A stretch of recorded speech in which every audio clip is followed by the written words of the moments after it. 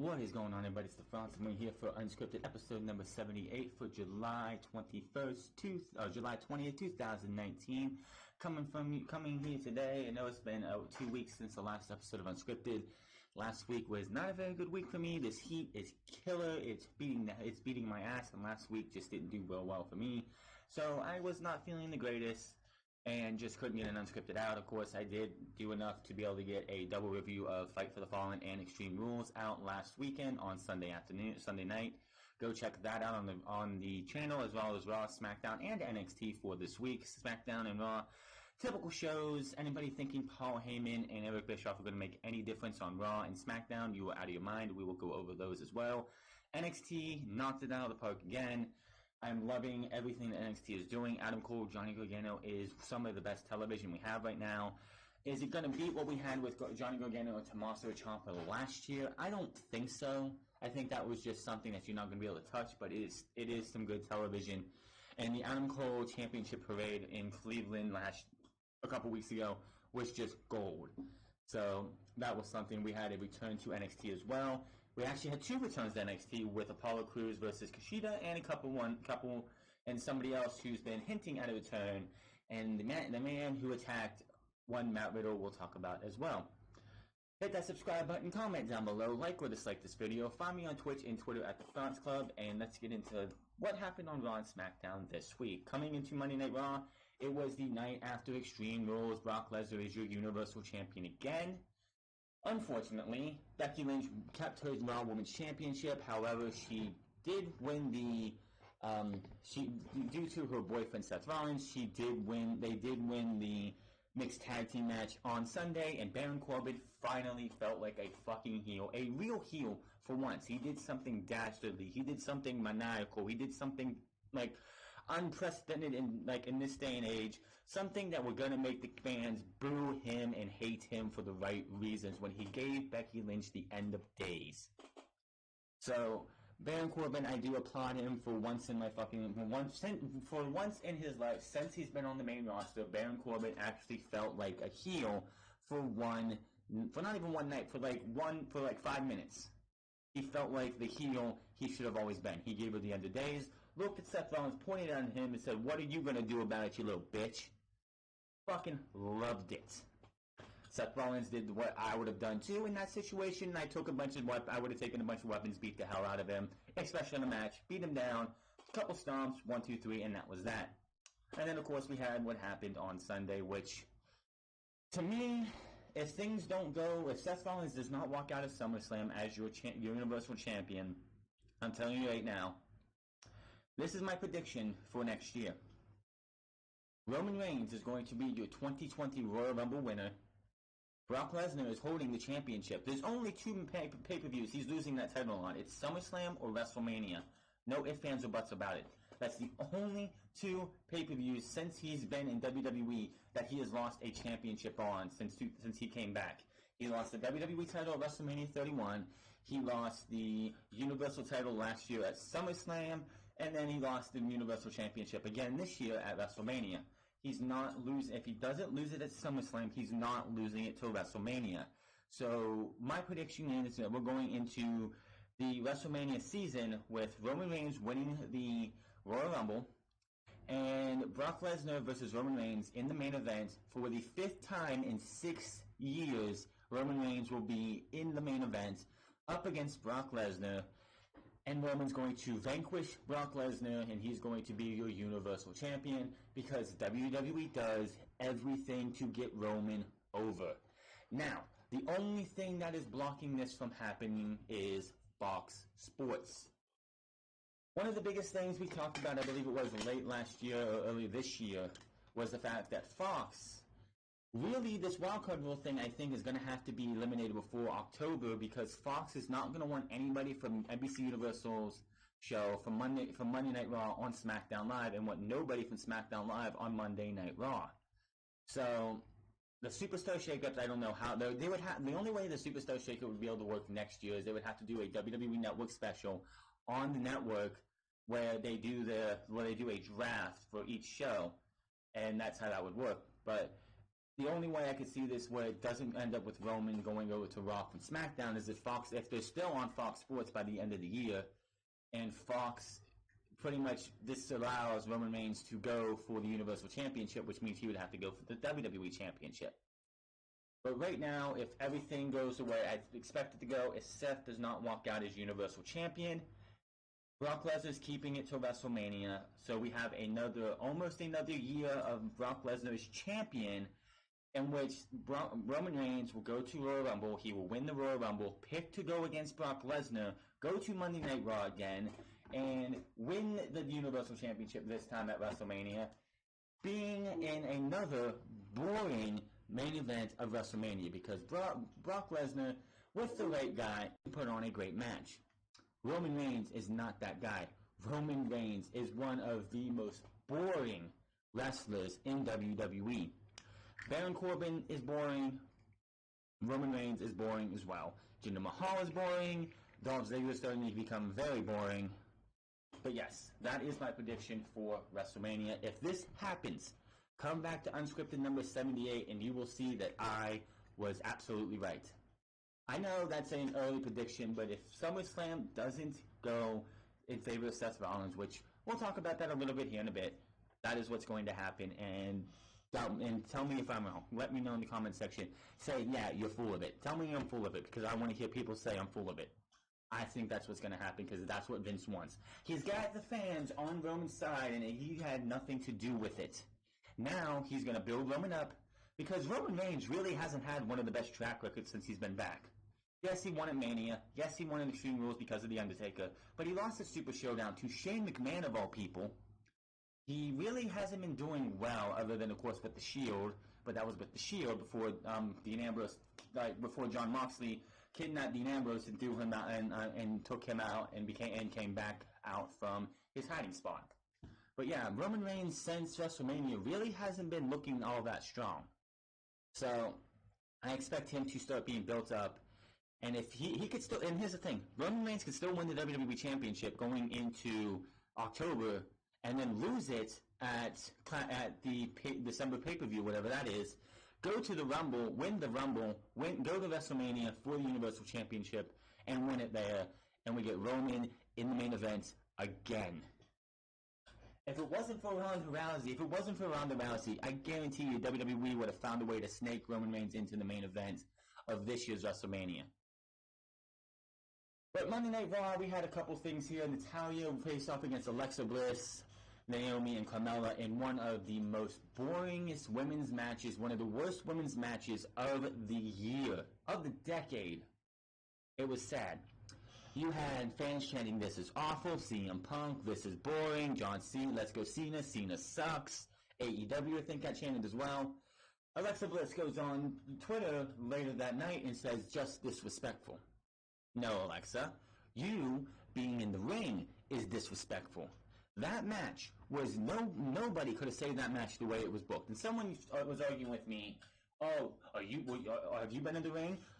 Were you there to see how the match was produced?" The reason the matches that Alexa Bliss are produced the way they are is because she is terrified of taking bumps. She wants to take as little bumps as she can, do very little, and get as much championship opportunities as she can. That is what Alexa Bliss does. That's why that's why they produced her to sit on the outside of the ring for the majority of the match. The only cool spot that I thought it was is that Natalya had Naomi in the surfboard stretch. And I liked the way this spot was pretty cool because Alexa was on the outside. She comes in, gets over Natalya and gets a 2 count. If they would have eliminated Natalya that way, I would have that was pretty cool. But that was it. Everything else in that match was absolutely terrible. And the fact that she ended up going to the final 2, I mean, Carmella was there. I don't know why Carmella was there. You had Sarah Logan on Raw last week.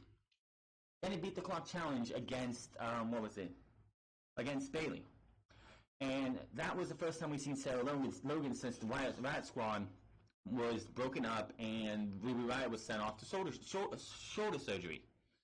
I would have rather seen Sarah Logan in that position instead of Alexa Bliss or Carmella. But no, WWE has to have Carmella. And Alexa Bliss in there because of what they look like and who they're with. Well, at least Carmella's case. Now, another thing that pissed me off about that, and we'll talk about this later as well, is that Alexa Bliss lost at Stomping Grounds, lost on Sunday at Extreme Rules, and it was right back in a championship opportunity match the next night. She had a chance to go to SummerSlam to face Becky Lynch. That didn't happen, thank God. We have Natalya, who will have a home field advantage because she's going to her country, to face Becky Lynch in Canada, where she is from.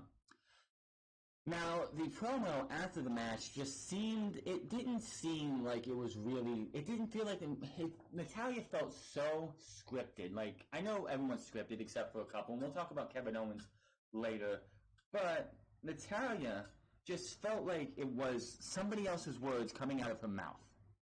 Like, a couple weeks ago, when Alexa Bliss had Bayley on the Moment of Bliss, and they had that back and forth where Alexa Bliss said Bayley peaked in NXT.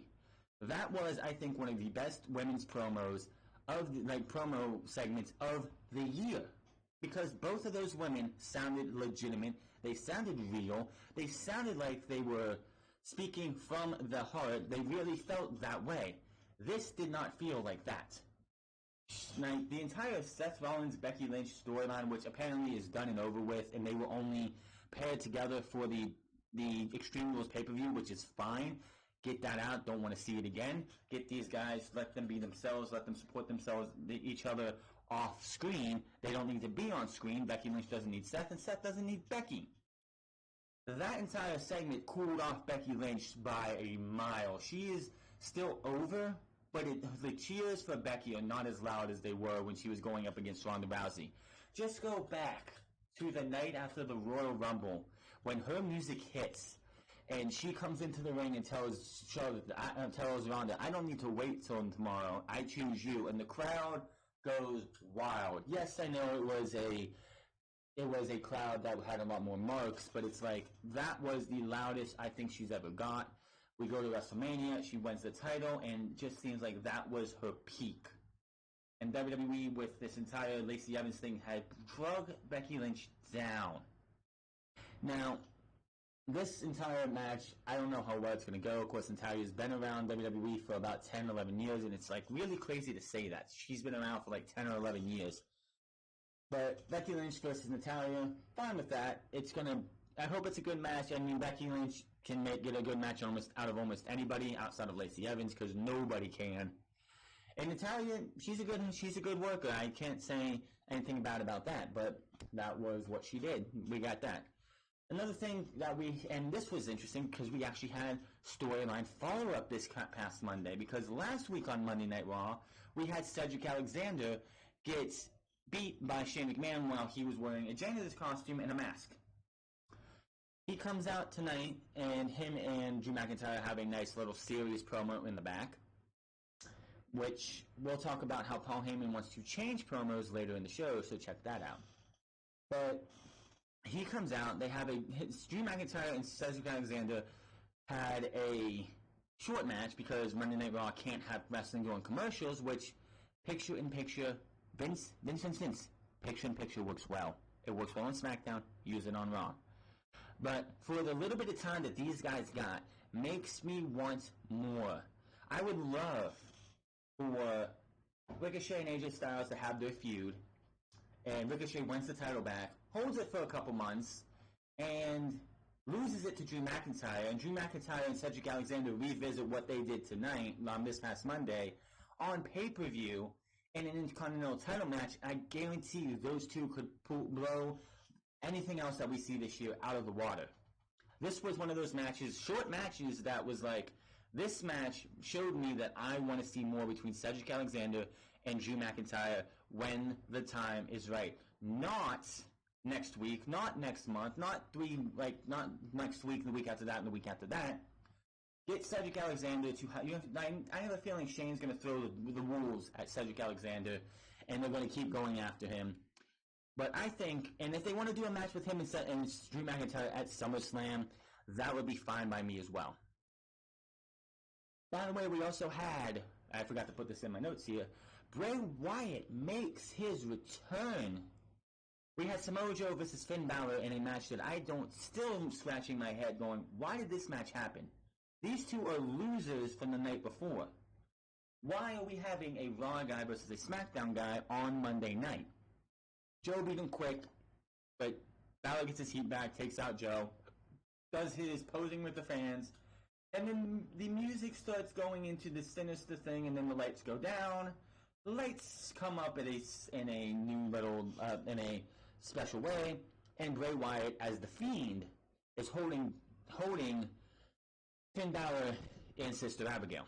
Now, my only gripe about this is, with this new Firefly Funhouse / Fiend gimmick for Bray Wyatt, I think he needs a new finisher. I think he needs to sever off everything that was about the old gimmick. And the Sister Abigail was the finisher for that gimmick.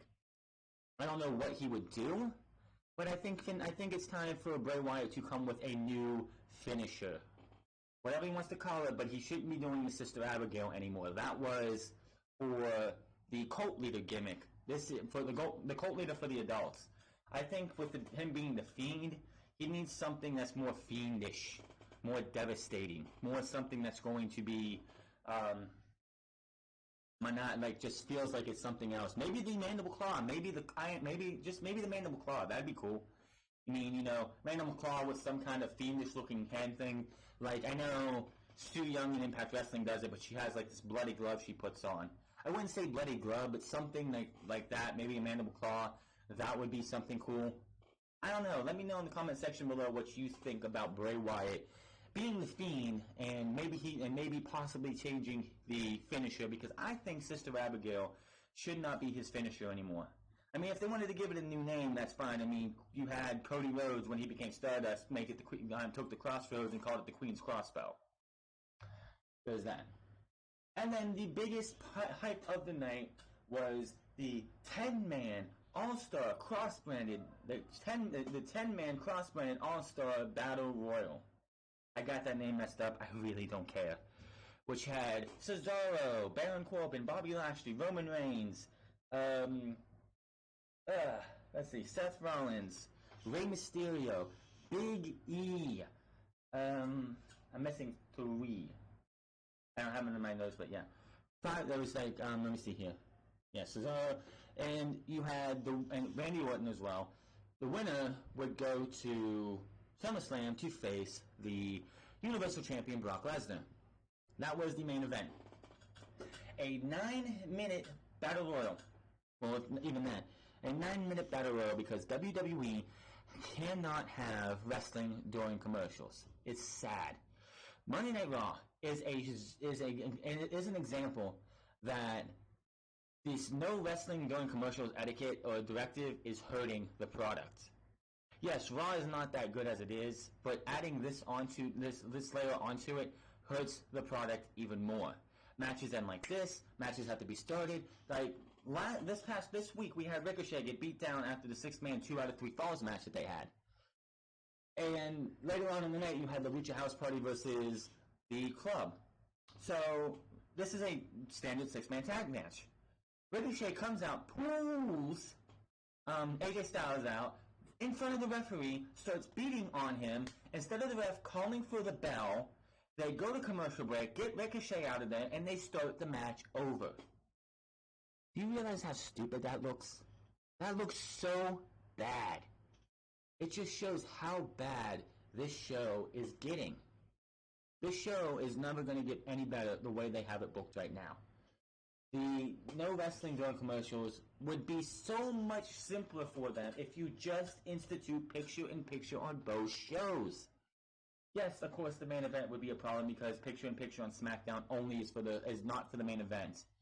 But it would be so much easier for the show. It would flow a lot better from the first hour to the second hour and half of the third hour. This show just... it's so frustrating. And then this coming Monday, we have Raw Reunion. By the way, Raw Reunion for me is going to be on Tuesday review. Just letting everybody know that if you want to sit there and wonder why it's not there Monday night. I have a couple things that come up and I won't be able to watch it live. But Raw Reunion, I will have an unfiltered, unscripted, uncensored review on Tuesday afternoon at noon. But we have Raw Reunion. Why are we having Raw Reunion 3 weeks before SummerSlam? Simple. The USA Network pitched it. Now, I know USA Network pitched the idea, but you didn't have to have Raw Reunion 3 weeks before SummerSlam. You have Raw Reunion the night after SummerSlam because nobody cares about Clash of Champions coming up in September.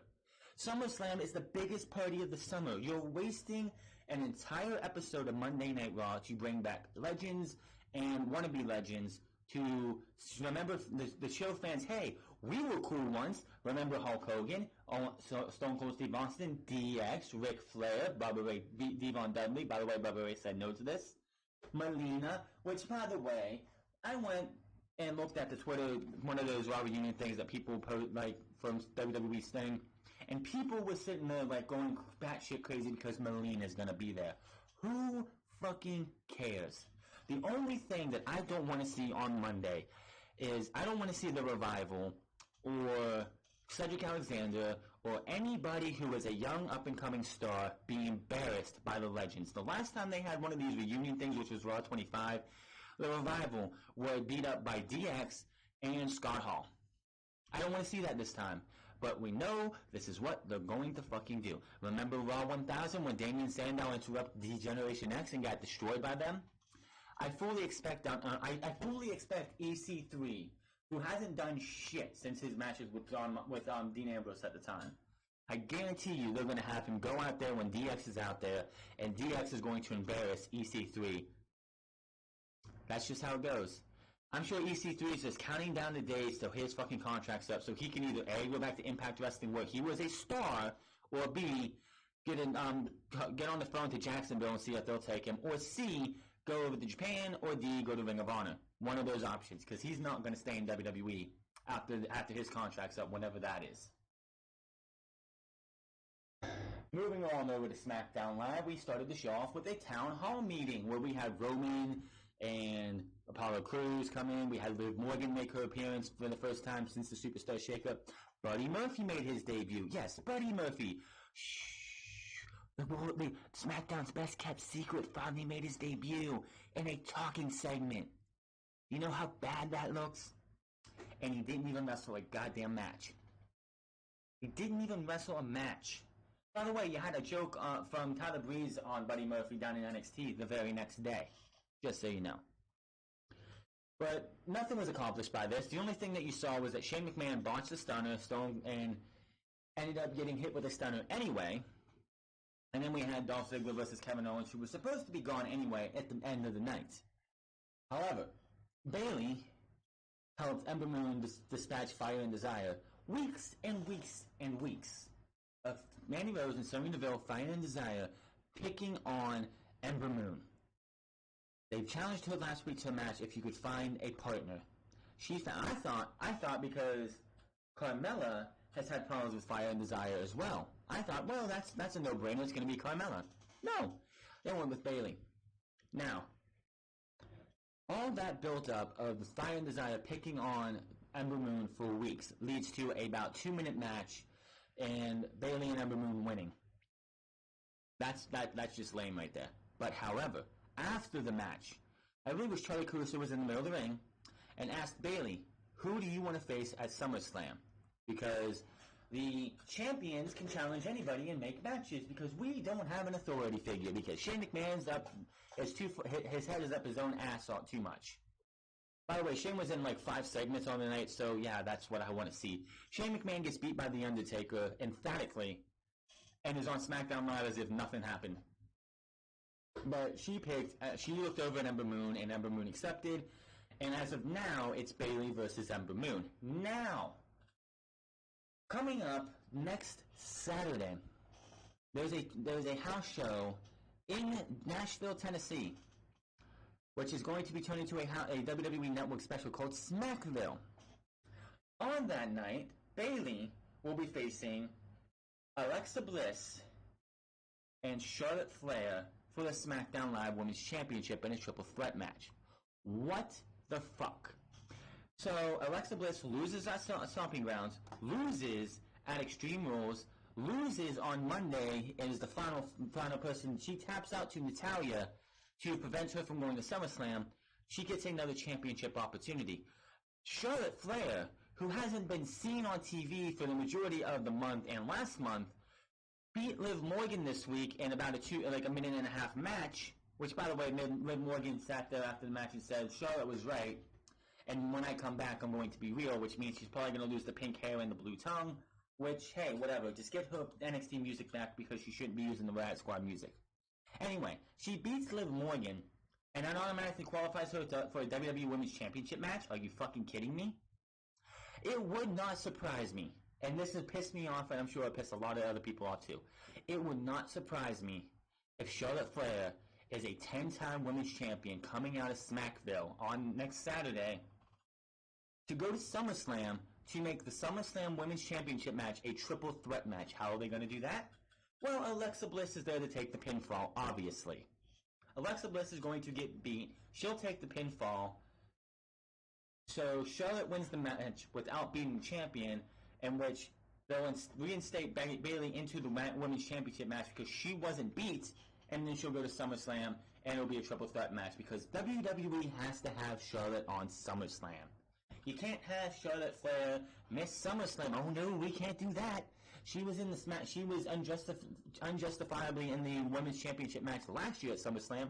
We're gonna make her the SmackDown Live Women's Champion because we have to get her number up. She is 8 championships away from beating her father. So, yeah, there's a reason. I think there's a reason John Cena is not going to win another WWE Championship, is because he's not the one they want to beat Ric Flair's record again anymore. They want that to be Charlotte. That's the whole idea. Is they want Charlotte Flair to be the 17-time Women's Champion, probably by the end of next year, because I don't think they could justifiably give her 6 more title reigns or 8 more title reigns this year. So she's going to beat her. It would not surprise me if Charlotte wins the championship next Saturday and takes it into SummerSlam to face Ember Moon and Bayley.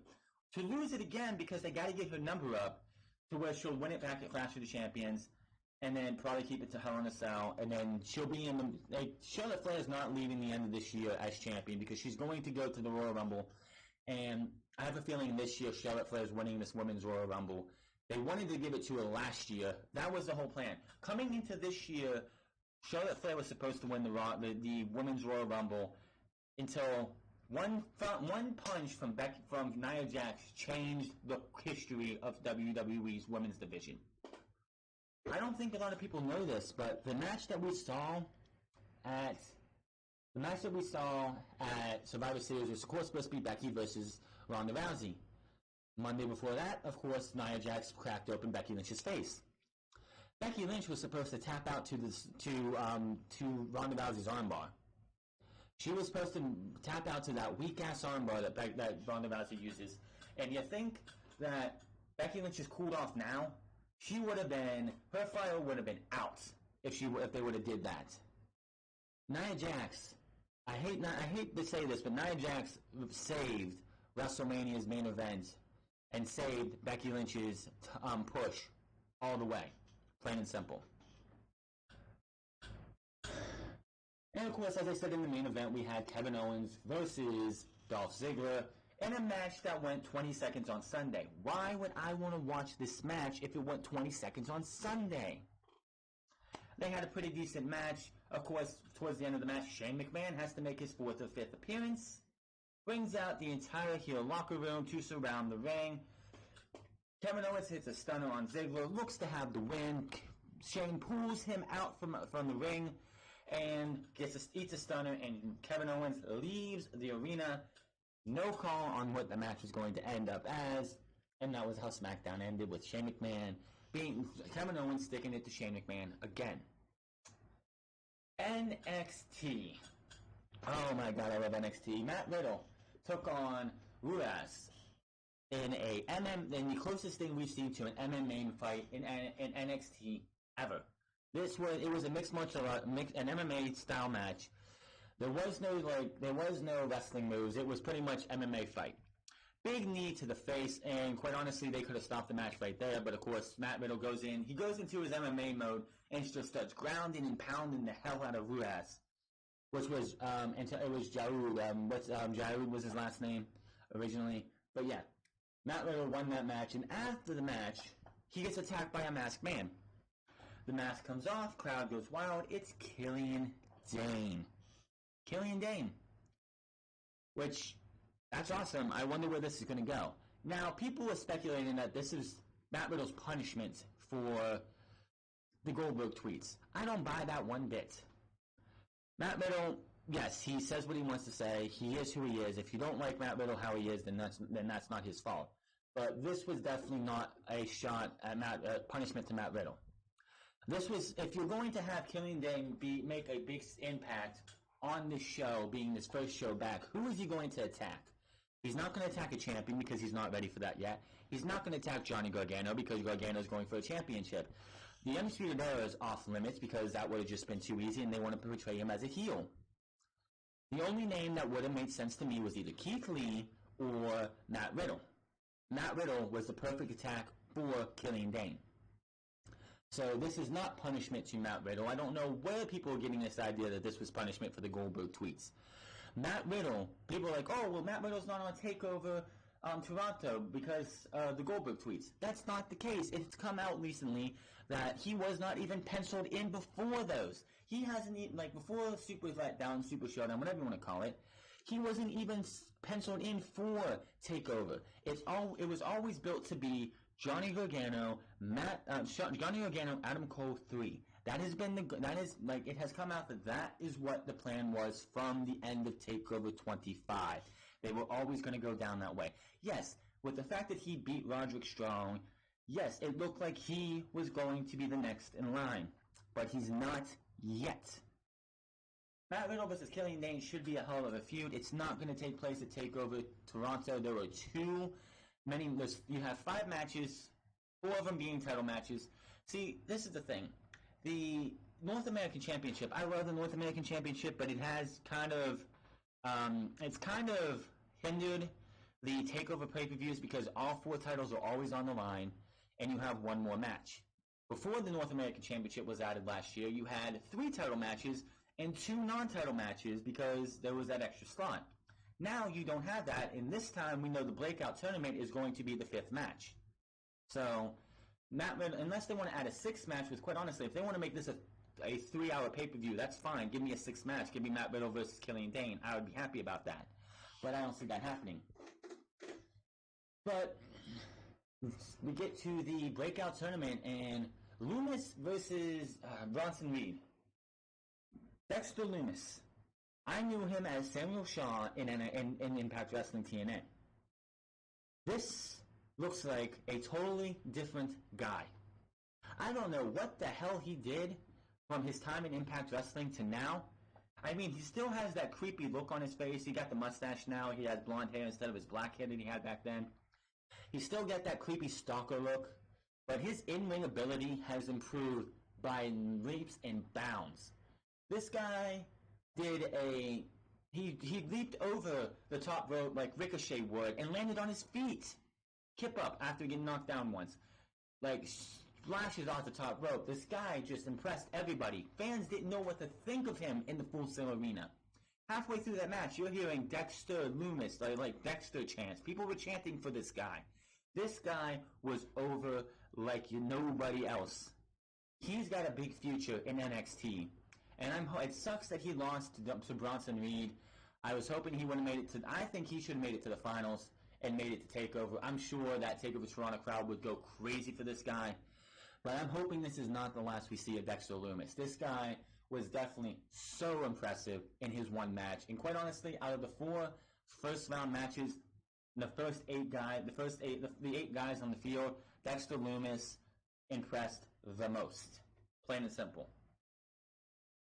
Adam Cole came out at the end of the show after Kushida and Apollo Crews put on what people said was the best match of the week, and people can take that to either Jack Gallagher and Chad Gable, which I have not seen, or Kushida versus Apollo Crews. I love Kushida. Kushida is awesome. My first viewing of Kushida, of course, was 2 years ago with the World Cup of Wrestling, which he won, by the way, when he beat Will Ospreay in an awesome main event. If you guys want to see some good wrestling, and see a lot of people who are in NXT right now, from Bobby Fish, Kyle O'Reilly, Kushida, Keith Lee, Ricochet, who's on main roster now. Ricochet made it to the semifinals. You want to see Will Ospreay. You want to see so many others. Go find WCPW's World Cup of Wrestling. That is some of the best wrestling from 2017. JR, I believe, was on the call for some of that. I'm pretty sure he was on for some of that. But it is some of the best wrestling you will hear or watch in a long while. Ricochet versus Kushida. Ricochet, no, not Kushida, I'm sorry. Rey Mysterio versus Ricochet. Rey Mysterio, that was that. I'm sorry, that wasn't that. Rey Mysterio versus Will Ospreay. Ricochet versus Will Ospreay. Keith Lee versus Ricochet in the U.S. qualifiers. That was my first match I ever got to see of Keith Lee, and I was like, there's no way Ricochet's beating him. And by God, Ricochet beat him. James Storm was in that. Bobby Fish and Kyle O'Reilly were in the U.S. and Canadian qualifiers. They were supposed to sign to NXT by them. Actually, it's kind of funny because Bobby Fish made his NXT debut, I think, the week before the U.S. qualifier aired on WCPW's channel. So that was kind of funny to see Bobby Fish, an NXT superstar, wrestling in this World Cup of Wrestling qualifier. So yeah, go check that out if you want to. Seeing Kushida then, Kushida now. Kushida is definitely one of the best of the best. Now, my question is, with this win over Apollo Crews, what is next for Kushida? He's faced guys in NXT, 205 Live, NXT UK, and NXT. Are we going to see a Cesaro, or Cedric Alexander, or somebody from Monday Night Raw coming down next? I don't know, but I would love to see who. Also, would we happen to see a legend who is not really the oldest, like that old? Somebody who's like from the Ruthless Aggression era, not somebody from like the Attitude Era. I mean, someone from like the Ruthless Aggression era who's not in WWE anymore. A so-called like legend. That would be interesting. Let's see where they go with this, but it's like, hopefully by the time TakeOver War Games come around, Kushida is done with the whole other people coming to face him and is off facing somebody who is worthy of him and building up towards possibly a North American Championship match. I don't see Kushida. I honestly don't think we're going to see Kushida be the next NXT champion or an NXT champion, just because it feels like it's either A, he's going to Raw or SmackDown after he stays in NXT for about a year, or B, he's going to 205 Live, which I honestly don't know which way they're going to go. If he goes up to the main roster, I think 205 Live would be safe, but I don't think Kushida wants to do safe. I just feel what Vince McMahon's going to do to him when he gets his hands on him. Maybe they'll put him on SmackDown because that would give you Kairi Sane, Asuka, Shinsuke Nakamura, and Kushida all on one brand. Get yourself a nice little faction right there. The women and the men, the Japanese wrestlers in a faction. I know I could just see WWE doing something with that. Of course, Adam Cole comes out because he's going to put his title on the line against Twan Tucker. Cole says, come on, man, little man, come in the ring. It's just going to be me and you. Twan says, that's great, but I didn't come alone. And out came Johnny Gargano. The crowd goes wild. They beat the hell out of each other. And Johnny Gargano puts up the threes because he wants that rubber match. And after the show, William Regal makes the 2 out of 3 falls main event for TakeOver, but it's not a normal 2 out of 3 falls. Had it been a normal 2 out of 3 falls, I would have been a little bit pissed. Because we saw that at the first match in TakeOver New York. This 2 out of 3 falls is 3 stages of hell. If we do not get a Hell in a Cell in the 3rd fall, they're doing something wrong. I better see Hell in a Cell at Toronto, and there ain't no ifs, ands, or buts about it. Hell in a Cell's got to be the 3rd fall. You could do a street fight for fall 1. You could do a submission match for fall 2 if you want to, or something. And then you got to do Hell in a Cell. Whatever the 3rd fall is, it's going to go to 3 falls. Whatever the 3rd fall is. You don't do a 3 stages of hell if you don't plan to use all 3 stages. Sorry, you just don't. So, going to be interesting to see what we get there. I'm sure we'll get that announcement in the next few weeks or so on TakeOver, on the way to TakeOver as we get closer. But that is your Raw, SmackDown, and NXT. NXT is just knocking it out of the park every single week. outside of the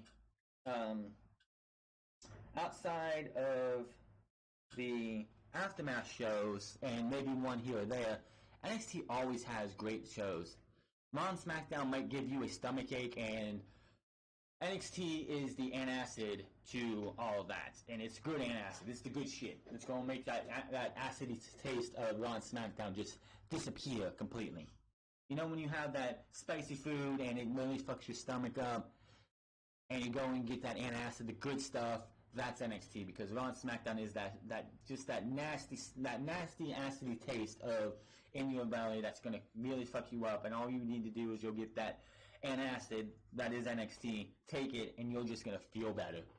I'm hoping AEW will be the same as well, especially with things that WWE is trying to do with NXT later on in October. But let's get into some news here. Eric Bischoff, good old Eazy-E. Going into this week's show, we were told that this was going to be the week that Eric Bischoff starts on SmackDown as the director of the show. That is not the case, and Eric Bischoff looks to have no leadership and no directive in SmackDown creative. He's going to have no part in it. WWE's new SmackDown executive director Eric Bischoff is not expected to be all involved with the Blue Brand's creative process, according to the Wrestling Observer newsletter. It was noted in the latest issue that right now, those in WWE creative were told that Bischoff will most likely not be involved with the creative process. With that said, it looks like Bischoff's job will be to interface with the various departments in the company and Fox. Bischoff is still to be the leader of the SmackDown side of things. The Observer noticed that the brand currently has no leadership and runs off Ryan Ward and other writers pitching ideas off Vince McMahon. Of course, Bischoff had zero influence on SmackDown this week. Zero. So, the ratings were up on SmackDown. They finally went above 2 because everybody has those rose-colored glasses on. Everyone has those rose-colored glasses like, oh, Bischoff's starting. I'm going to get curious. Also, the fact that Daniel Bryan was advertised to have a life-altering decision or announcement, and that didn't come. One thing WWE needs to learn not to do is stop trolling the fans. Bait and switches, making promises that they can't keep, saying something's going to happen and it not happening. That's going to backfire very, very fast. Bischoff noted Bischoff appeared on the latest edition of After 83 Weeks with Christy Olsen podcast recording on Tuesday night and said that he arrived in Stamford and was watching the show that he will be taking over.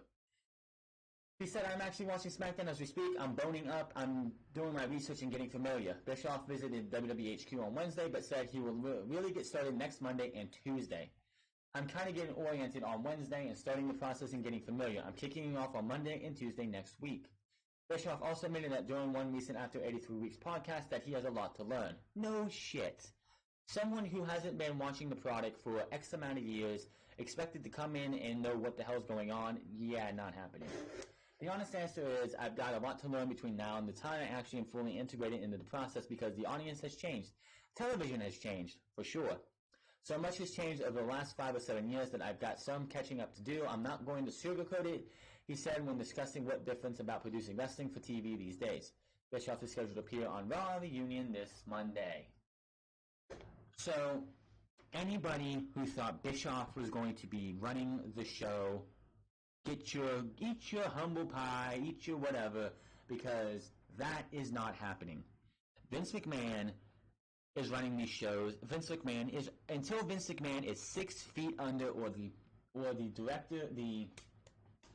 of directors that vote him out, Vince McMahon will run these shows until the day he dies. Paul Heyman might have a little bit more influence because he has Brock Lesnar over there, but Paul Heyman isn't going to run Monday Night Raw. Paul Heyman is the genius behind the Mike and Maria stuff.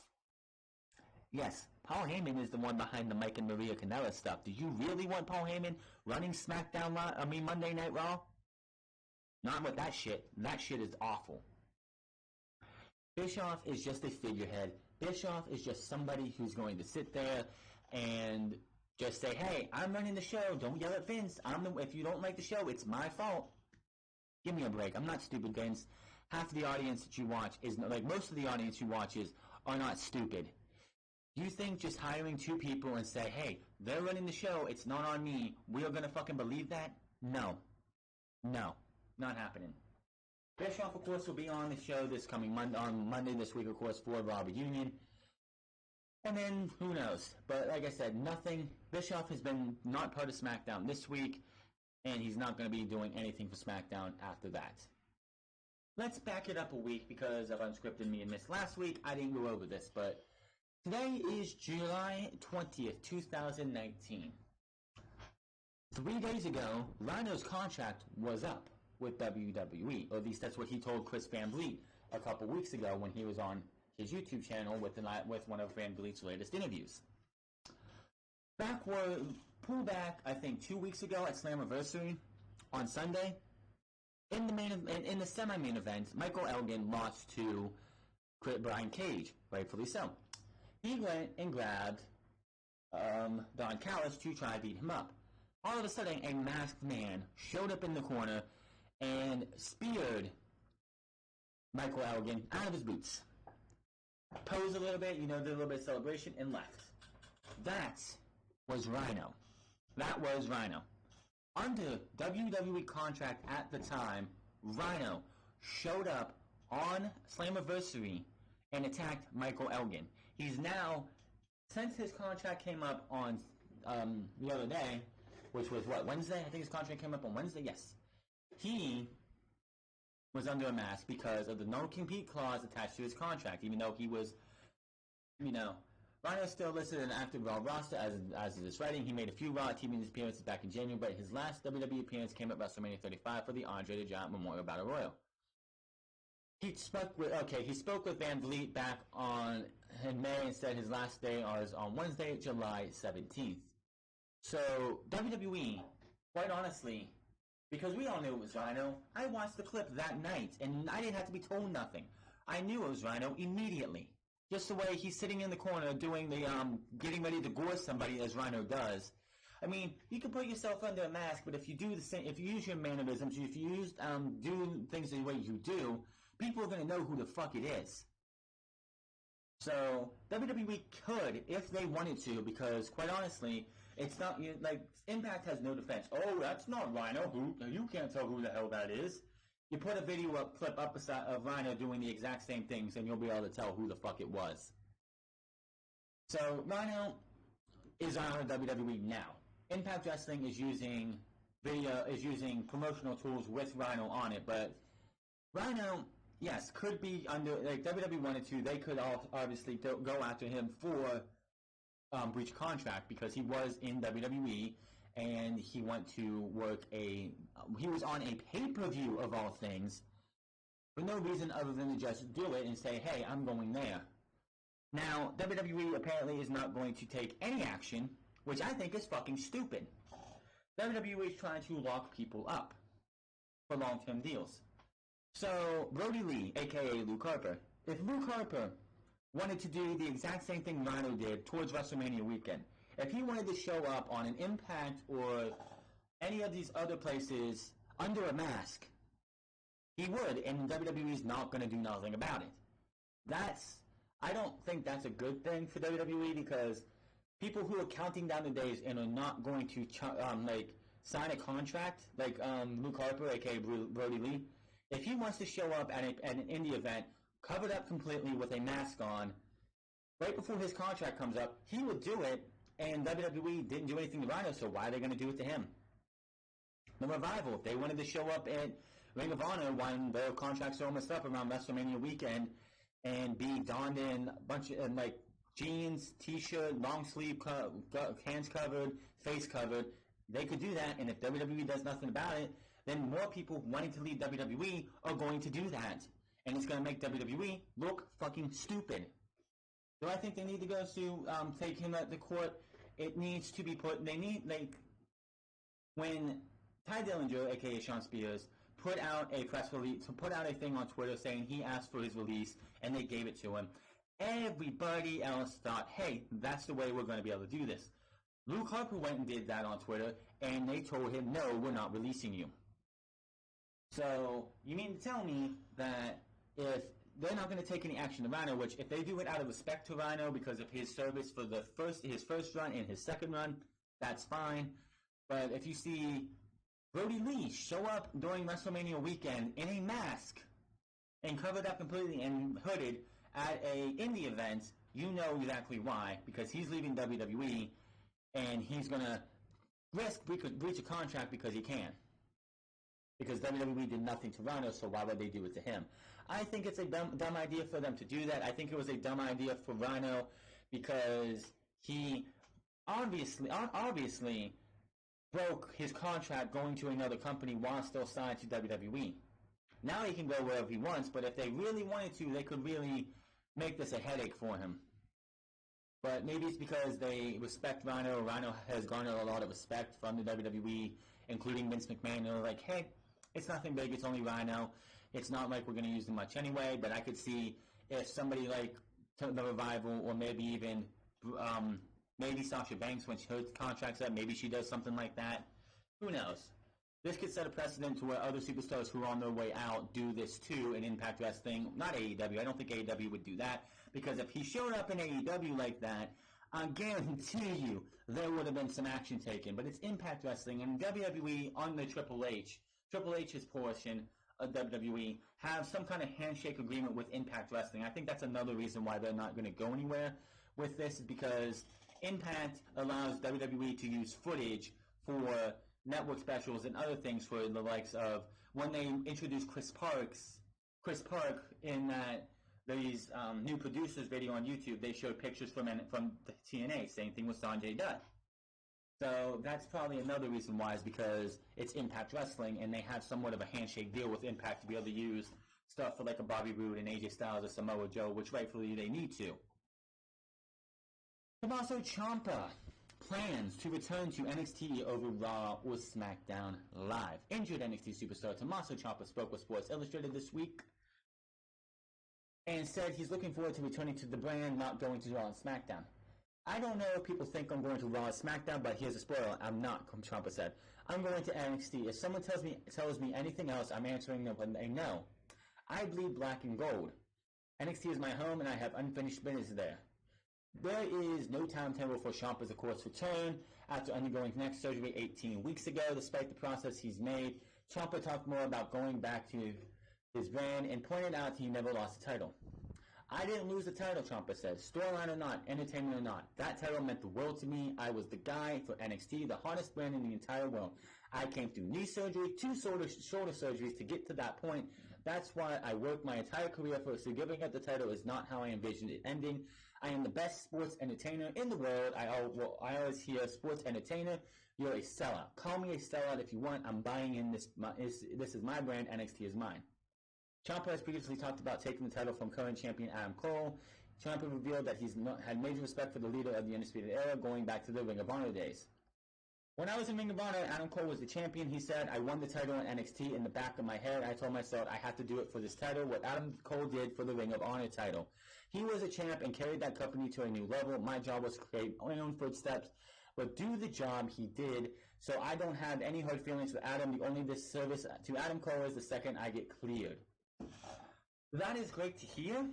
And yes, what Adam Cole did for Ring of Honor was he elevated that title. Ciampa did the exact same thing for NXT.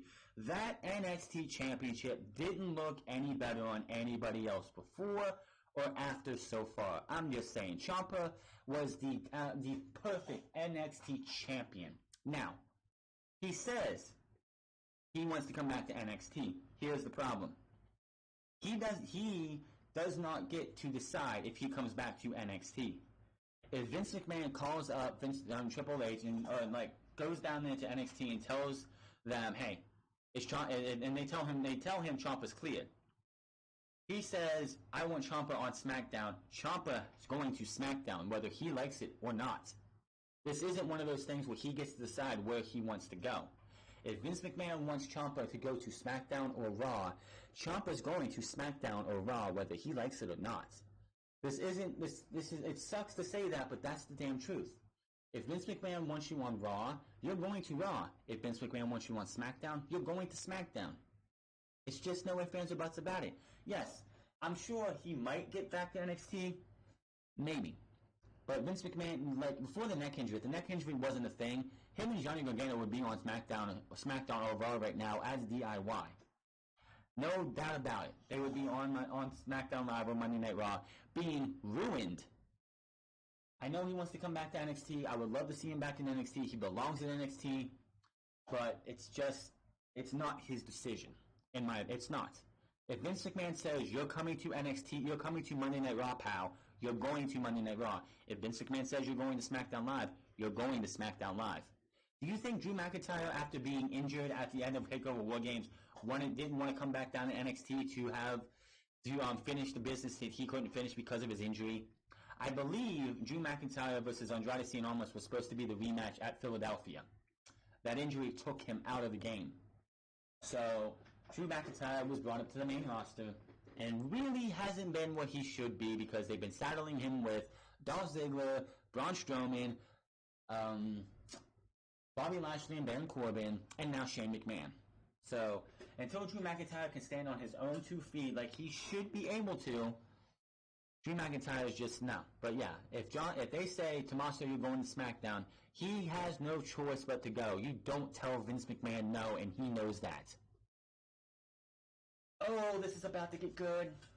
Fox officials hosted a summit meeting on Wednesday to talk to affiliates about the fall schedule, according to the Wrestling Observer newsletter.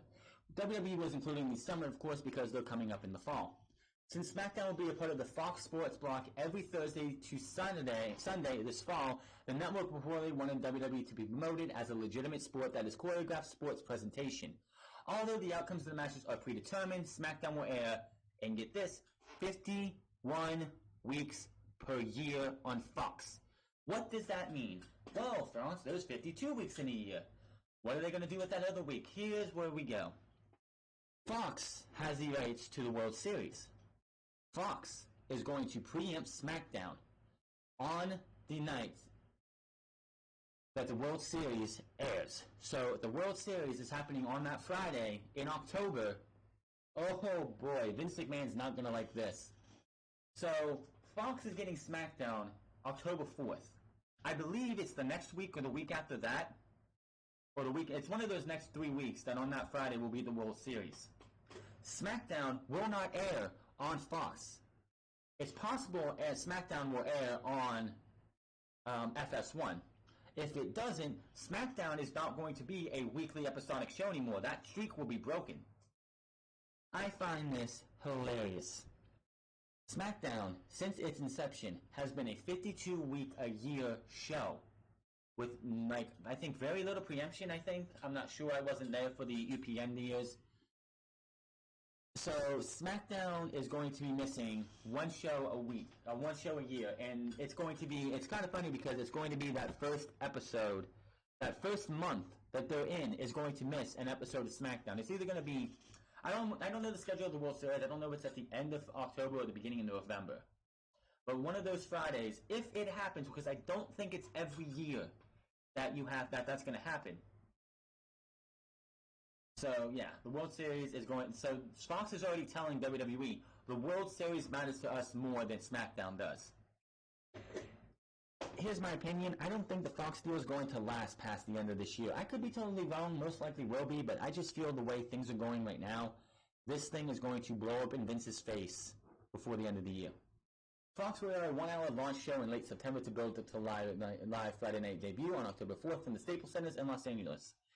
The idea is that the 1-hour special will introduce WWE and the superstars to Fox audience. WWE and Fox are planning a major promotion that will see superstars take a moving truck. This is terrible. This is absolutely fucking terrible. We're getting the Lex Express WWE 2019 edition, where superstars are taking a moving truck to various size markets to promote the network change. A digital primer is also being planned, which will allow viewers to get behind-the-scenes look at the WWE product. I know Vince McMahon does not want that shit to happen. Vince McMahon canceled Talking Smack because it got too real.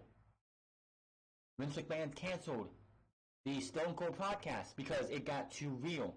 Vince McMahon got rid of the Aftermath shows, all the post-Raw and SmackDown and post-pay-per-view shows because they were too real. This primer will teach viewers some of the insider terms, which, again, Vince McMahon, I guarantee you, by the time this 1 hour show is over, Vince McMahon is going to be in the hospital from suffering a stroke. This is not a good idea, and this is something that's going to piss Vince McMahon off a lot. Guess what? He's got no choice if he wants to keep that $1 billion he's getting, or whatever it is, from Fox. Vince McMahon lost his damn mind the day he signed on the dotted line and came to terms with Fox. Fox is also in talks to bring the NXT brand to TV, and speculation that NXT airing on FS1 head-to-head with AEW's weekly show. I would say that is a bad idea. Not because NXT is not great, it's because NXT is not watched by a majority of the fans. NXT will get eviscerated by AEW, at least in that first week, because AEW is more promoted on over NXT. NXT, the only promotion NXT is really getting right now is the Street Profits on Monday Night Raw, because they have the NXT Tag Team titles. The Evolve show from last weekend, the Evolve show had more promotion on one episode of Monday Night Raw and SmackDown Live the week before it than NXT has ever gotten. This would be terrible for FS1, because first off, FS1 is in, I think, half the homes that TNT is in. If you want to do ratings versus NXT, AEW versus NXT, AEW is going to smash NXT that first week, and I have no doubt about that. And honestly, I would have to definitely check out NXT later. Here's another mistake they'll make. If they bring NXT to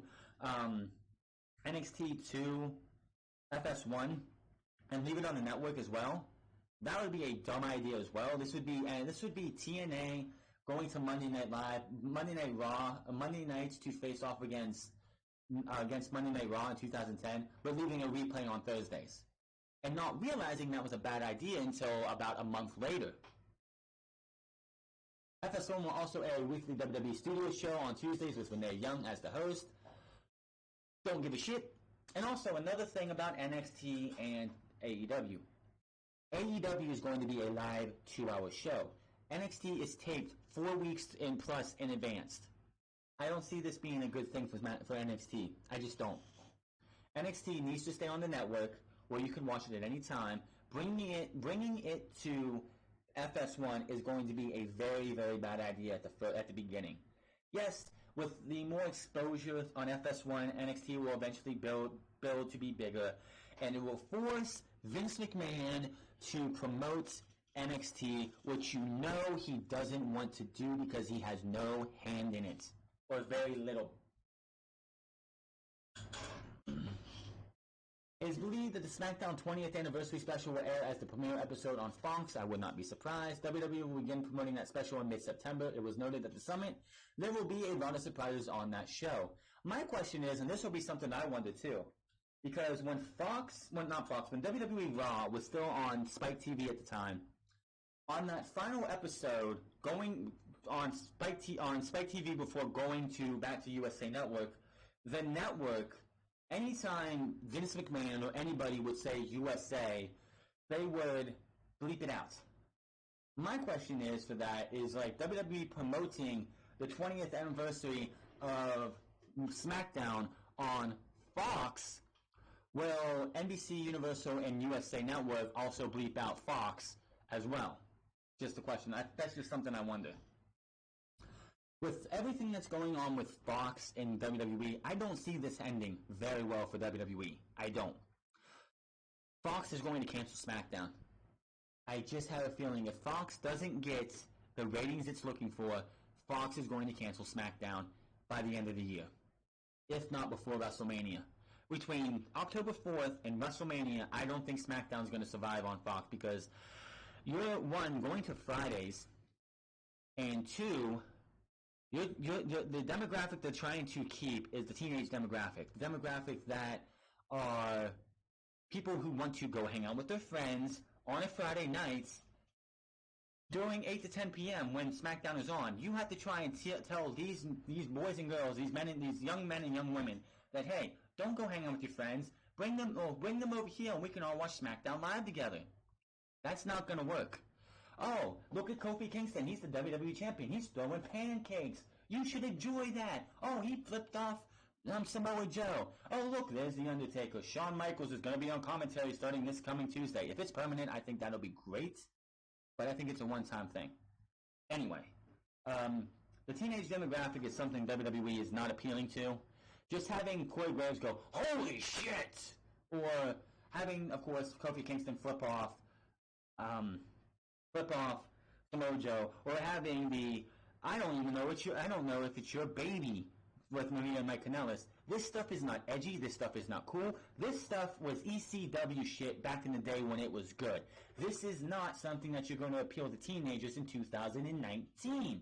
I'm 29 years old. Yes, I'm out of my teenage years, but still, I know for a fact that this shit doesn't appeal to teenagers. Sure as hell, your WWE champion throwing pancakes around like he's a fucking child does not appeal to teenagers. The demographic for that WWE wants to keep is not going to stay because guess what? You're not cool. You're not edgy. Edgy doesn't fucking work anymore. Just give it up. Like Fox wants us to be more sports oriented. You can't even get that to go right. You just can't. WWE and Fox, I don't know what's going to be worse. Impact Wrestling with Pursuit right now, or Fox and WWE and by the time the year is up. And Pursuit and Impact Wrestling is a nightmare as it is right now.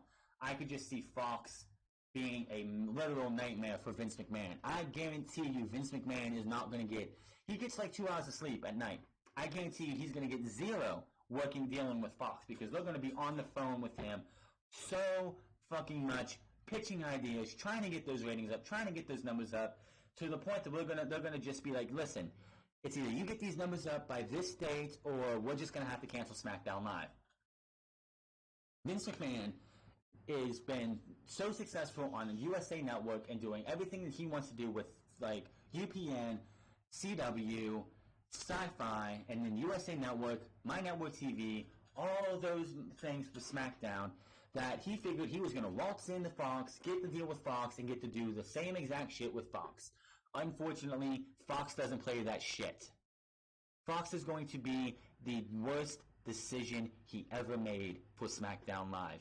And guess what? I'm pretty sure I read somewhere back when they were making this deal that USA Network didn't want SmackDown anymore, which I think is a dumbass mistake for them. So if Fox cancels SmackDown Live on Fox, where does SmackDown go from there? Other than A, the network, or B, syndication? I'll laugh and joke, and I'll laugh and love it if SmackDown gets canceled before the end of the year because the ratings just continue to drop because they don't know what the fuck they're doing. We get an extension for a big-time superstar. Braun Strowman has signed a new 4-year deal with the WWE. Monster Among Men took to his personal Instagram account and revealed that the new contract, there's no word yet on the numbers behind the deal, but WWE has been signing talent to lucrative deals as of late. Strowman wrote, well, I'm sure more than a few of you will like this announcement. Here's to 4 more years of being the hardest working and best big man in the whole damn industry and working for the greatest promotion in the world. At WWE, the hashtag then now and forever, hashtag WWE, hashtag resign, hashtag I like $1 million deal. So where's my pen, bitch, biatch, I'm signing. Hashtag 4 more years of putting in butts in seats and smiles on faces, which you have not done in a long while, Braun. Hashtag Braun Strowman. Hashtag Braunzilla. Please don't make that a nickname. Hashtag King of All Monsters. With the army behind me, my hashtag Monster Militia. Hashtag I love my job. Hashtag Monster on top of the mountain. So, this is one that I'm not surprised. Braun Strowman, I didn't expect to go anywhere other than the fact that he's being pretty much brought down and becoming just a shell of his former self. I didn't see him like going, oh, I don't like this here, I'm just going to leave. I didn't expect him to leave anytime soon. Seth Rollins says critics are jealous of his relationship. Excuse me. No, Seth, critics aren't, but the Becky Lynch fanboys probably are. You know, those guys out there who have Becky Lynch as their Twitter handle with Becky Lynch as their name, and they've just got a bunch of pictures of Becky Lynch. Those are the guys who are jealous of your relationship because you took their Irish lass kicker. Seth Rollins recently spoke with Tampa Bay Times to promote Monday's Raw reunion special regarding his on-screen relationship. which, by the way, they're going to be in Tampa Bay on Monday, so I fully expect a WrestleMania plug because WrestleMania is going to be in Tampa next year. Rollins said things were going great. It's great we spent all our time together anyway, so might as well add to the on-screen stuff to it as well. She's awesome. She's super talented. One of the first women to main event WrestleMania, beating Ronda Rousey and Charlotte Flair. Can we let that go, please? I learned a lot from her being in the ring and watching her cut promos. She's very inspiring as far as that concerned. Just from a performer perspective, I got a lot out of being near her. On screen and off screen, I got a lot as well, so it works out in both places. Rollins also asked about his recent criticism from social media with fans saying he and Lynch have no chemistry between them. He said, I think those critics might be a little jealous. He said, I think that's where a lot of them stem from. I mean, if I'm a dude and I'm watching television and I have a crush on Becky, I'm probably not going to be fond of the guy who's dating her either. So I get that. We have such great chemistry. I think it's funny that people think we don't. Either way, it amuses me. Really, Seth, because the entire build between Stomping Grounds and Extreme Rules, your chemistry was non-existent. I sat there and would watch you guys on TV and be absolutely just, get this shit off.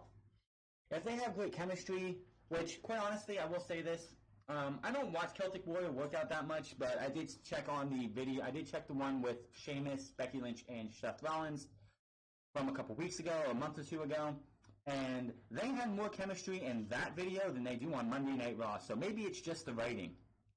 But whatever they had them written on Monday Night Raw has been garbage. Thankfully, they're going their separate ways, and it was only for Extreme Rules.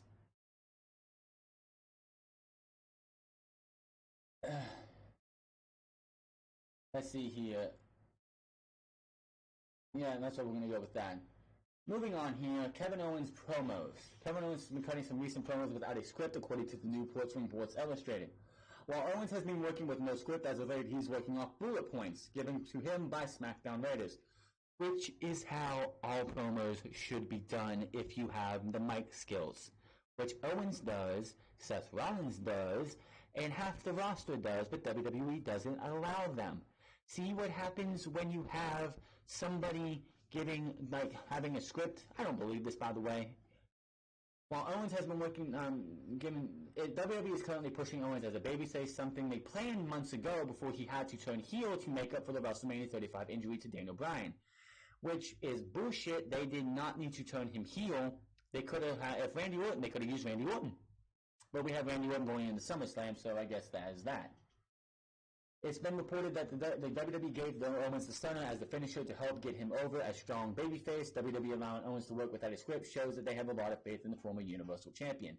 There's no word yet on whether WWE is going with the current Shane versus Owens feud, but speculation is that the program will end at SummerSlam with a match between the two, as noted by SI. WWE currently could advance the push of Owens by having the SummerSlam match end with Owens making short work of McMahon.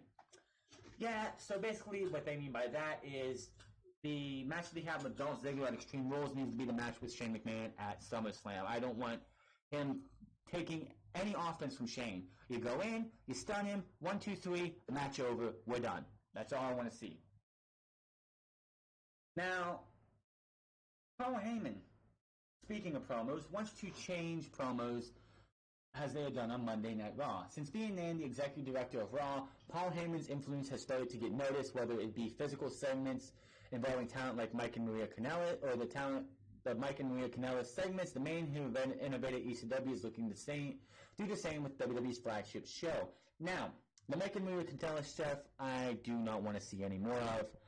I don't know what it's going for. I don't want a Mari segment, shit like that. Just get this off my TV.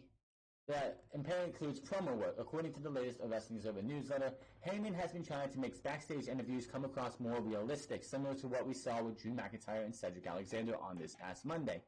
Heyman wants there to be consequences to everyone's actions for the atmosphere to feel authentic. In the past, of course, Heyman has worked with a number of wrestlers when it comes to in-ring promos, including Charlotte, Ronda Rousey, Aleister Black. Rousey has publicly talked in the past about Heyman working with her, including some of her promos on Becky Lynch. Here's the thing. Making it more realistic is fine. However, if you're going to script everybody, it doesn't make a damn difference. It's going to come off as phony as possible. The only way that you're going to make promos feel more realistic is if there's no script and everybody does bullet points. You have this person, this thing, you and this person are going to be wrestling on this show. We need you to cut a promo on this. Whatever the bullet points say, that's what you need. It's the only way to make them real, authentic, and realistic.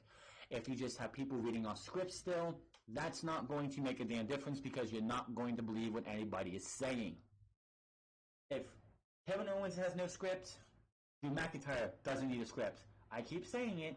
Go back if you can find it and type in. Go to YouTube on this channel right now after you watch this and type in Drew Galloway returns to WCPW and find the promo he cut on Joseph Connors after weeks and weeks of being away because of a botched DDT that Joseph Connors, the Righteous Kill DDT, which the way Drew McIntyre took that DDT, he could have been paralyzed and done for the rest of his career.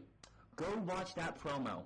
That is the most authentic and real promo I have ever heard somebody say.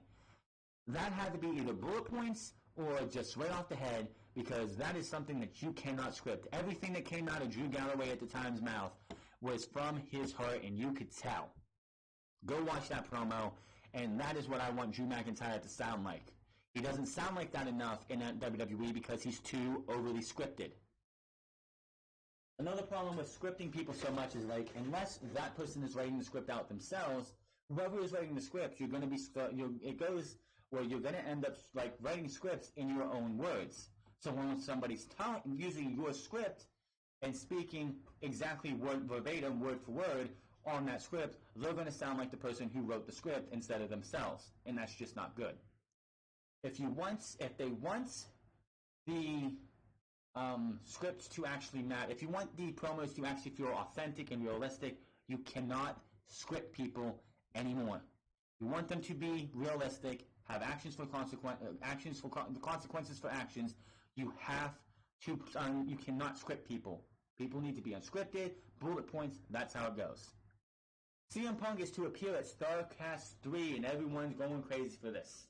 Former WWE Champion CM Punk will be at the big Starrcast 3 convention in Chicago during Labor Day weekend. Justin Barrasso of Sports Illustrated noted on Twitter today or this week that Punk will be the new headliner for the convention. Punk will reportedly participate in a one-on-one interview. Punk has stayed away from the wrestling fan conventions for the most part since leaving WWE in 2014.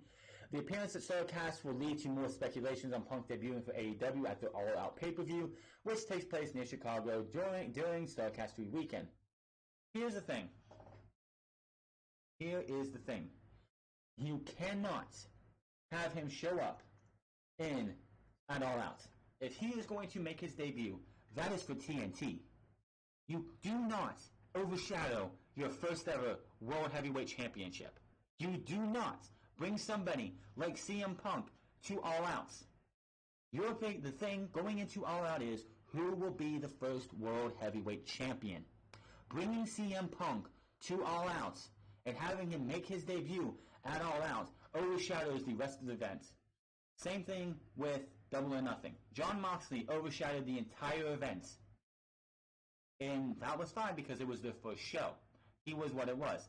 You bring CM Punk and say he makes his debut after Chris Jericho wins the AEW World Heavyweight Championship or Adam Page wins it. Whichever. That entire match was meaningless because nobody's talking about the new World Heavyweight Champion. Everyone's talking about CM Punk. No. If he is going to sign with AEW, which I don't think he can right now, then he's going to sign, but he's not going to make his debut until October 2nd on TNT. That will be the gut punch to WWE. If CM Punk was to make his debut at All Out, it would hurt the World Heavyweight Championship.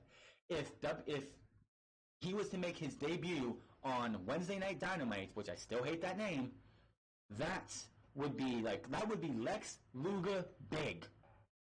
Lex Luger or Scott Hall big. If you want him to do like a Scott Hall type thing or a Lex Luger type thing where he just shows up not announced and he just shows up in the crowd or something, like you see, like they pan off to the crowd as the show goes off and you see CM Punk just there watching and nobody else seeing. That would be, holy shit, CM Punk's here.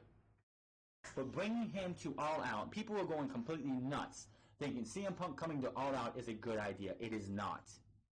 Nothing should overshadow your World Heavyweight Championship, especially as young of a company that this is. They bring CM Punk and he debuts at All Out. That is the biggest mistake they could make.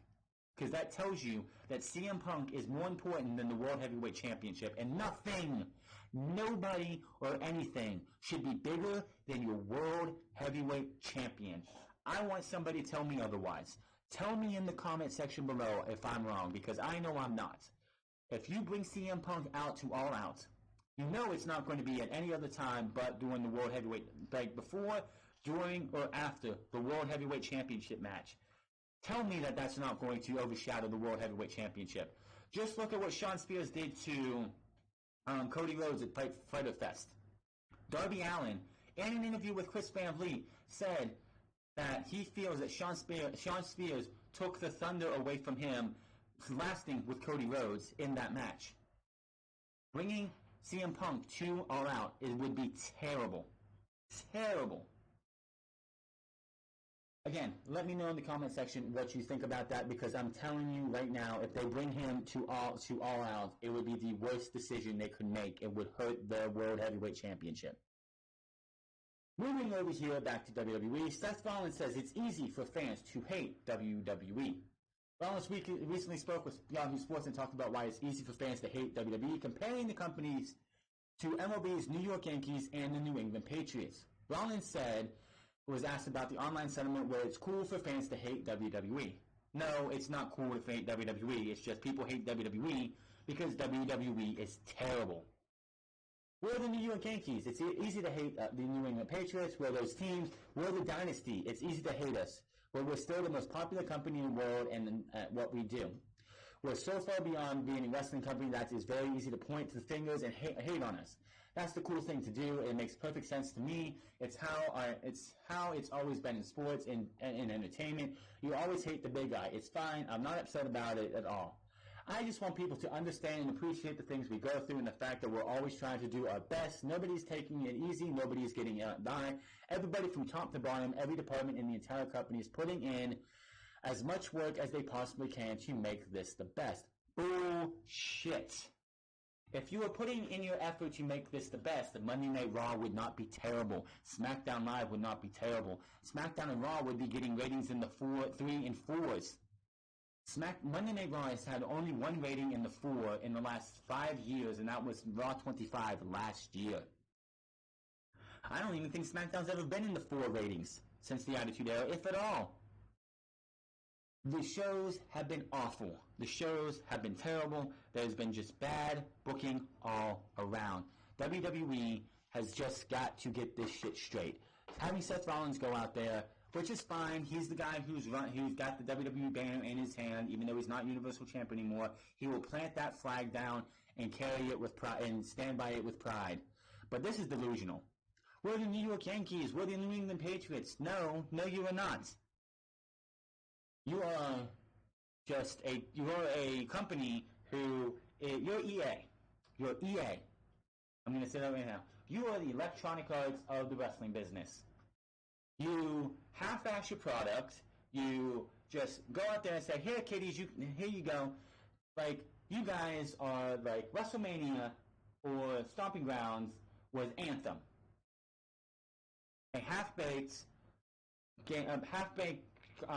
event that had nothing good come out of it. Anthem was a terrible video game. WrestleMania was just as bad. It's like WrestleMania was Star Wars Battlefront 2 before all the fixes, and it's just EA is one of those companies where it's bad, and they don't know why they're the bad guys in the gaming industry, while WWE is bad in the wrestling business. And they want to sit there and be like, oh, we're not the bad guys. We're just good at what we do. WWE is never going to be the cool show again. Vince McMahon is 70-some years old. And quite honestly, when he hit 60, he should have stepped down. Triple H, still, it's like, companies need to get a little bit younger so they can appeal to the younger audience. And WWE is spending way too much time relying on old stars. Look at the Raw reunion. You have The Godfather, you have Ric Flair, you have Shawn Michaels, you have Triple H, you have all of DX. And you have to write segments for all of these guys. I mean, look at Raw 25. You had APA, MVP, and a whole litter of a bunch of other guys and girls sitting in the back playing poker the entire show. That was all they were to do. Then you had like all the women and all the former general managers come out on stage and wave, and that's all they did. Is that what we're going to get on Monday? I don't know, but seriously, this show on Monday is going to be a show that you can miss. If you're looking to build towards SummerSlam, this is not what you do. You had The Fiend return this past Monday. Do you think The Fiend's going to show up on Monday Night Raw this week? Probably not, and hopefully that's a good thing because I don't want to see him be embarrassed and destroyed by Shawn Michaels, Triple H, and DX. No, I don't want to see that at all. God, don't tell me Drew McIntyre is going to be beat down by DX. I could just see it happening. WWE announces a new network special. You all thought Great Balls of Fire was a terrible name.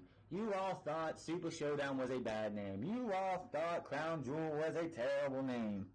You all thought Stomping Grounds was bad. Those names have nothing on this new name. We're going to be in Nashville, Tennessee next week on Saturday. So what is WWE going to do with a Smackdown house show? We're going to go Smackville! Woo yeah! Yes, Smackville. July 27th at 9 p.m. Eastern from the Bridgestone Arena in Nashville, Tennessee. Kofi Kingston will defend against Samoa Joe, Dolph Ziggler in a triple threat match. And Shinsuke Nakamura will defend against Finn Balor. Special musical performance by Elias. As well as Bayley versus Alexa Bliss versus Charlotte Flair for the Women's Championship. The New Day versus two teams to be announced in a top match is advertised for a Hell in a Cell. I'm sorry. That's the next thing. My bad. That's the next pay-per-view. But yeah, Kofi Kingston versus Dolph Ziggler versus Samoa Joe. Bayley versus Alexa Bliss versus Charlotte Flair. Nakamura versus Balor. New Day versus two teams yet to be announced. That is your lineup so far. I expect one or two more names to be announced. This whole thing, I was telling you, the only reason this is being put on the network is because Vince McMahon wants as much live content as he can get on his product, on the network. There's a reason 205 Live went back to being live on Tuesdays after SmackDown, was simple because WWE, Vince McMahon wants live content on the network, which is surprising how he hasn't made NXT a live show yet. You want live content, you have NXT every single week. There you go. But yeah, why this is happening, I don't know. Will I cover it 50-50? I don't have a clue yet. I don't have a clue. This is one of those shows that it's one of those things that if all champions retain, then this show was pointless. I have a feeling Charlotte Flair is going to beat Bayley by pinning Alexa Bliss and make it a triple threat at SummerSlam. If that happens, you're damn straight I will have a problem with it. But we'll have to wait and see next week. Hell in a Cell is being confirmed for October 6th from Golden One Center in Sacramento, California. This arena is currently advertising Drew McIntyre versus Seth Rollins. No mention of the Universal Championship. And Randy Orton versus WWE Champion Kofi Kingston in a Hell in a Cell. Randy Orton versus Kofi Kingston, Hell in a Cell. Oh shit. Tickets on sale, Hell in a Cell go on sale next Friday, July 26th. I'll be a Ticketmaster. Now, of course, these are early advertisements. They're subject to change. Drew McIntyre versus Seth Rollins should be the match at SummerSlam, but that's not what we're getting. If Brock Lesnar does not lose the title to Seth at SummerSlam, he's keeping it to WrestleMania, and we're going to go 6 months before, 6, 7, 8 months, whatever it is, before we see the Universal Championship won for Monday Night Raw. But Kofi versus Randy Orton in Hell in a Cell. If Kofi keeps the title past SummerSlam, I don't know who's beating him. But we'll have to wait and see. But Kofi versus Randy Orton in Hell in a Cell, that would be interesting. We'll have to wait and see what happens. But that is the matches being advertised so far. Let me know what you think of those two matches. Would you rather see Kofi versus somebody else, or would you want to see Randy Orton versus somebody else? Seth Rollins versus McIntyre just seems like something they would do. Hopefully the whole Shane McMahon thing's done by them and Drew is on his own. Speaking of SummerSlam, early betting odds for SummerSlam, which there are early betting odds, yes, I know, but early betting odds usually are telling you who's going to win and who's going to lose. Brock Lesnar is minus 200 to Seth Rollins plus 150 for the Universal Championship. A minus means they win is the winner, plus means they're losing. Becky Lynch is minus 250 over Natalya plus 170. Bayley minus 200 over Ember Moon minus 150. So right now the champions are all retaining. Like I said, these are early betting odds. They can shift at any time. The Becky Lynch one, I don't see Becky Lynch losing that title anytime soon. Here's the thing. She has a 17-1, like Natalya has a 17-1 chance to actually win the championship. I don't see her winning. Becky Lynch, and the rumors going around is that Becky Lynch is going to be the WWE 2K cover athlete. If that is the case, Becky Lynch is going to be your women's champion until probably December. Probably December is pay-per-view, which I think is TLC again. Yeah. That is probably where she'll lose the championship. If she loses it at all. She might keep it all year. Could you imagine? Becky Lynch going into WrestleMania, Raw Women's Champion still. It's going to be hard unless Sasha Banks comes back, turns heel, and we have a fire feud between Becky Lynch and Sasha Banks after SummerSlam. I don't know what they're going to be able to do to keep her as champion going into WrestleMania. They have nobody to do for her to lose the championship to, and it be legitimate. Moving out of WWE, we're going over to the AEW as Shawn Spears was with JR. For the first episode of Road to All Out, Shawn Spears speaks with Jim Ross with his actions at Fyter Fest after Cody went to a 20-minute draw against Darby Allin. Spears clocked Cody in the head with a chair that was supposed to be gimmicked, and the thing didn't go right. Ross began by saying he appreciated Spears asking to speak with him and thought Spears was a top guy in the business, despite being underutilized for the past few years. You don't say, Jim. He was so underutilized in WWE, and it was all because Kevin Dunn didn't like the 10 chance. Spears appreciated the mutual respect between the two and asked Ross how long he's been in the business for. Ross said around 40 years. Spears then says that Ross has probably met tens of thousands of people, but how many in his inner circle? Spears said he had 5, and Cody was one of them. Spears says there are certain things you don't say to people. That also applies to wrestling when it comes to certain terms that you don't use. He continues that Cody has changed in his new EVP role, and that you don't call someone a good hand. He thought maybe Cody just forgot, so Spears reminded him by wrapping a chair around his head at Fyter Fest. Yes, calling somebody a good hand in wrestling, I don't know how bad it is, but apparently it is definitely, especially somebody that considers you a friend, just calling him a good hand is like being disrespectful. Good hand is definitely a lower on the totem pole type of thing that you say to somebody.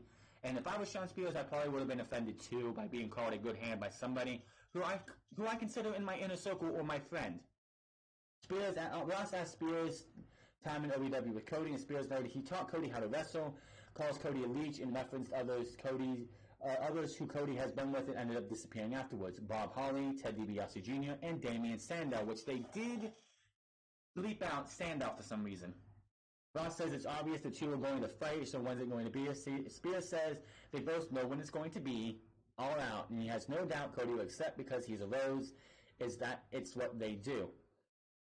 Spears says he has an ace up his sleeve though, and says wars aren't won with the biggest weapons or with the strongest soldiers and with the greatest minds, and as he says that, who would walk in but Tully Blanchard? He whispers into Spears' ear and tells Ross the interview is over. So Tully Blanchard is in AEW as the advisor to Shawn Spears.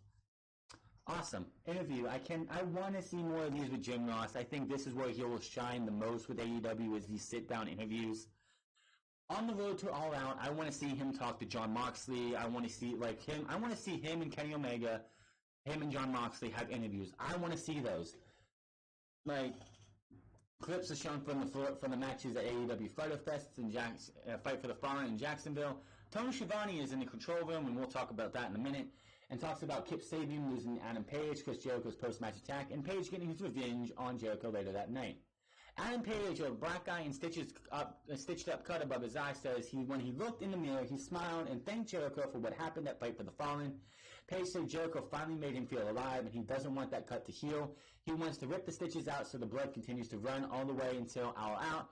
It's a reminder to him that only things between him and the title is some blood and guts. Page says there's not a damn thing he won't do to make sure when he looks in the mirror on September 1st, he will be champion. Did I grab that? Yeah. Okay, so Tony Schiavone showed up in that and was in the control center for AEW. Well, Tony Schiavone did not notify MLW he was doing this stuff with AEW. Major League Wrestling founder Court Bear has issued a statement to F4W Online in regards to Tony Schiavone making recent appearances in videos and segments for All Elite Wrestling. It was confirmed that Schiavone is signed to MLW contract, as Bear noted that he cannot work with AEW or any other promotion. Bear said he didn't even know Schiavone doing the segments on AEW's Road to All Out online series or the video package to hype Cody and Dustin versus the Young Bucks at Fight for the Fallen until reading about it in the Wrestling Observer newsletter this week. That footage was reportedly shot back at Double or Nothing in late May. Now, here's the thing. Court, you don't have employees or like wrestlers who work in MLW. You have MJF working in your company. And you don't have somebody telling you that, hey, Schiavone was on this, Schiavone's doing this with AEW, what's going on? Nobody told you until you read about it this week? I don't buy that for a minute. That has got to be the biggest blatant lie I've ever seen. Unless AEW elects to reach out, Tony Schiavone can't proceed with AEW or any other company doing anything. I was unaware of him doing the digital stuff until I read it in this week's Observer. I don't buy that for a goddamn minute. Schiavone, the former voice of WCW's Monday Nitro, is currently signed to a 2-year exclusive contract with MLW.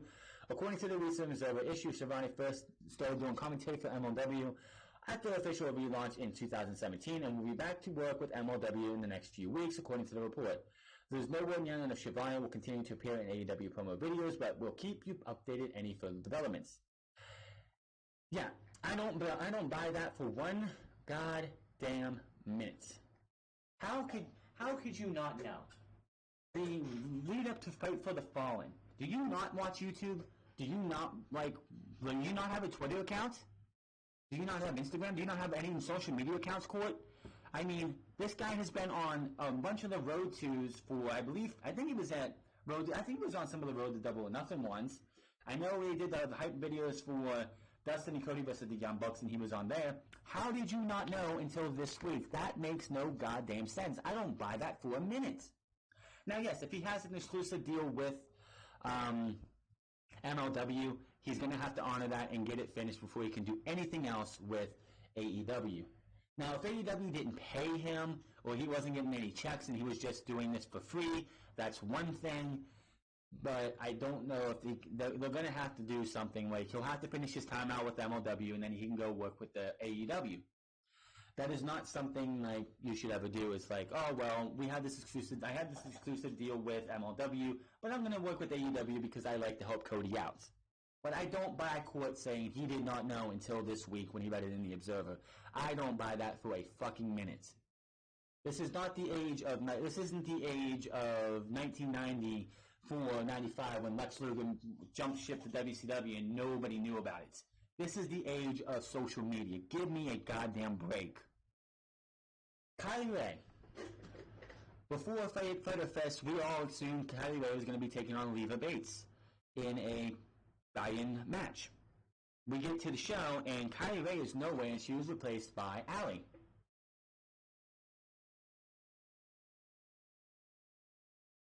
But for some reason, she did not show up. She was actually sick. Kylie Ray has been out sick. She's had some kind of medical problem. We don't know what it is. She is out, and she's supposed to be making it back, hopefully.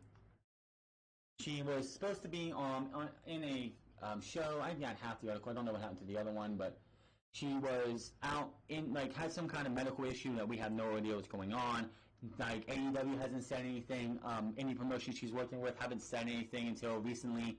So, whatever's going on with Kylie Ray, wish the best of luck to her. So, just well wishes to Kylie Ray, and hopefully we'll see her soon. There's been no talk about her on AEW, no talk about her on any of the Being the Elites or Road 2s. So, hopefully we'll hear something about Kylie Ray soon. And that's all I can really say about Kylie Ray. Like, if I had an actual medical update, I'd be able to say, but it's like, it's undisclosed. We have no idea what's going on. And the fact that they're just a new company, they don't have to tell us. So hopefully what's going on with Kylie Ray she'll be better, and she'll be able to smile for us again at another match at either All Out or on TNT. MJF, as we finish this week up, has signed a new deal with AEW. What? They just started, and he has to sign a new deal already? Apparently so. AEW announced that MJF has signed a new contract. MJF remains under contract, that this is an extension to his original contract, making a new multi-year agreement. MJF also remains under contract to MLW, but apparently that deal does not prevent him from doing anything with AEW. He will challenge MLW World Middleweight Champion Teddy Hart at MLW's Never Say Never 2019 from the Melrose Ballroom in New York City on January 25th. So, I don't know what's up with that. Like, I figured MJF would have the same kind of deal everyone else has, a multi-year deal, but apparently that didn't happen till today, or yesterday. So, MJF is going nowhere. This guy is going to be a goddamn star. People are the only big heels that we see, single heels that they have right now, like top stars, is Chris Jericho. MJF is not there yet. I'd say by this time next year or the year after that, he'll be up there, but he still has a way to go. MJF will be the future of this company and the future of professional wrestling when it comes to being a heel. And yes, MJF, if they wanted to, could make him a babyface like that. Anybody could be a babyface, and I think MJF would do great as a babyface, but he's great as the heel that he is right now. I can't wait to see what they do with MJF. The guy is gold on the microphone. I want to see this guy in a singles match. He's been in the Battle Royal, a 6-man tag match, a Fatal 4-Way. I want to see this guy one-on-one with anybody. But I'm going to get out of here. That's an hour plus that I've been here. Hit that subscribe button, comment down below, like or dislike this video. Find me on twitch.tv/TheFranceClub and find me on Twitter @TheFranceClub. And I will see you guys Tuesday, Wednesday, and Thursday this week, and Saturday, of course, for Unscripted, Raw and Smackdown and NXT, and Smackville sometime Sunday afternoon, probably. If I want to cover it, I'll watch it. I'll watch Smackville, and if it's worth covering, I'll cover it. But if it's not, then I'm just going to skip it. But I'll see you guys next week for a nice, another loaded week of Raw, Smackdown, and NXT, as well as Unscripted and possibly Smackville. Until then, my name is France, and I'll see you guys later.